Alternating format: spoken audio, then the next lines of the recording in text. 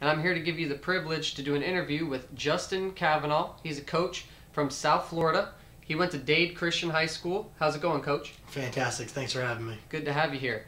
Coach, we want to ask you a few questions. How's coaching going in Washington, D.C.? It's going real well. It's definitely different. I'm born and raised in Miami. Been a South Florida athlete my entire life. I think the biggest difference is the speed of the game. You know, the speed of the game up in D.C. is very different. It's a little bit more methodical. The schemes are different. A little bit more bigger bodies on the field. But overall, you know, it's still football. They get after it. But South Florida football is a lot faster. But Northern Virginia football, still very talented, but very different because the offensive line is a little bit bigger, play a lot of different schemes. But overall, it's still good football up there.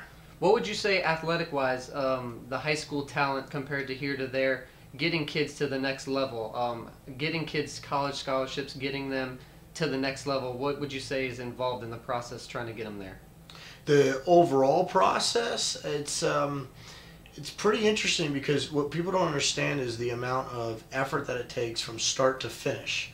You know, it's not just, you know, those five-star blue-chip athletes that are going to get recruited. It's the kids that are, you know, they're good football players and they kind of go unnoticed, whether it's because their high school coach, you know, isn't really pushing them, or they're at a school that's not really, you know, the powerhouse in their district or their conference, so they're not getting noticed. So it's collectively trying to figure out what's the best fit for the athlete. And I think that's the one thing that athletes miss. It's not so much about, you know, going to play college football at one particular school. It's about going to be a part of a program that you could take something back from there after 4 years. Absolutely. And be a part of something that's bigger and better than just playing on TV. Because nowadays, man, you're on TV at any school that you play at, and I think the most important thing is finding the right fit. So the whole process has to do with academics, athletics, obviously what you put out, the product on the field, because they're not going to even be interested if you're not a good football player.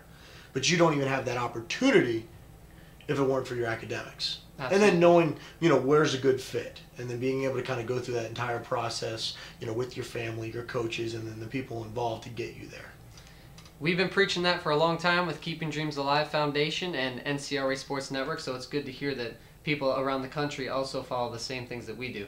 We also understand that you have a combine event going on. Why don't you tell us a little bit about that? Absolutely. Well, this year is our second year that we're running the event. Last year was a phenomenal success. And it's very different than a combine. It's not a showcase event that just runs 40 bench and shuttles. What we do is we bring in college coaches. Last year we had 10 college coaches, and they actually coach the event. So it's a football skills teaching event. It's not just a combine where they're just showcasing their 40, because everybody knows football speed and 40 speed are a little different. And a lot of those guys that go to those combines, they do really well, and yet they can't perform on the field. Then a lot of the guys that go to the combines, they don't do really well, but they're stud football players. So we're looking for guys that are interested in getting taught by college coaches, the same coaches that are recruiting them, the same coaches that are going to put them on that roster, and we're going to give them an opportunity to be in front of them and get coached up by them and be able to show them what they have, hands-on, work with them. It's June 3rd, and it's the AllAmerican Football Camp. You go to the AllAmerican Football Camp website. It's allamericanfootballcamp.com. Register there. It's June 3rd. But the one thing that I'll tell you is, regardless if you go to the event or not, is have a plan together to get into college. Have a plan together with, you know, your coach, with your family, with your, you know, your parents, and collectively as a group, and understand how to go about getting into college. Because what people don't understand is the event is not just about going to the schools that are there. It's getting, you know, looked at. It's one of the things that you guys do that's phenomenal. Absolutely. You put your stuff on video, on camera, and you're able to promote it to any school in the country. So it doesn't really matter if my event being in Oakton, Virginia, and we're right here in Miami, Florida. It doesn't matter.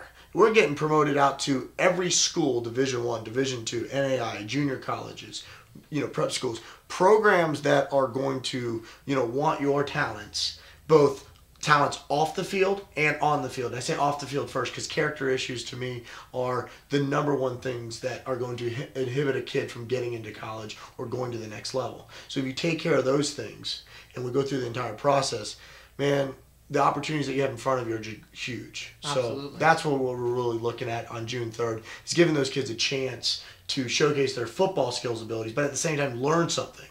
and take away from that, an opportunity to get showcased all around the country. That's great, Coach. We really appreciate what you guys are doing up there. And what would be some advice you would give a high school athlete coming out now, whether it's in South Florida, whether it's in D.C., whether it's in California, Texas? What would you give them advice for if they're coming into their senior year and maybe they're not getting as much playing time as they normally would, or if they are getting playing time but they're not getting looked at by universities? What kind of advice would you give them for their next step going on? So it's interesting that you brought that up, because you're talking about a particular situation being a senior, going into an incoming senior year and not getting as much playing time. And that's very common for a lot of athletes. And if you're an athlete out there that's not getting the playing time that you're looking for, and you're going into your senior year, which is supposed to be the year for you to shine, the one thing I'm going to tell you is this is your last senior year in high school. You need to enjoy it. And you're not going to enjoy it bickering, moaning, or complaining about not getting playing time. What you need to do is get your butt in the weight room, start eating the right things, focus on your academics, and focus on the team. You start doing that, the coach is going to say, I want you on my field. Regardless of what your talents are athletically, they're going to find a spot for you on the field. If you're the best 11, you'll be on that field. But you're not going to do that by complaining.